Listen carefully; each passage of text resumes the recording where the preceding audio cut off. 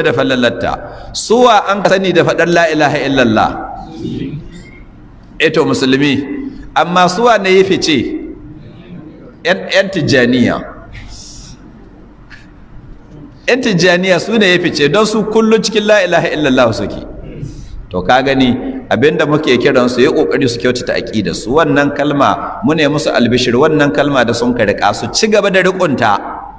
Kalma ce mai girma, amma su ji tsoron Allah su yi aiki da ita, ba faɗi ɗaya da baki ba. Sannan ku kuma 'yan izala tun da kun yi shaida cewa kuna saku-saku da ita, to ku taho ku tanye 'yan tijjaniya ga riƙo da la ilaha illallah.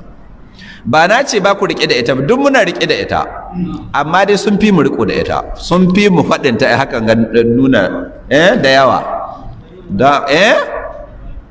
Me kun ka ce? Da baki haka yake, sun fi mu faɗin ta ga baki.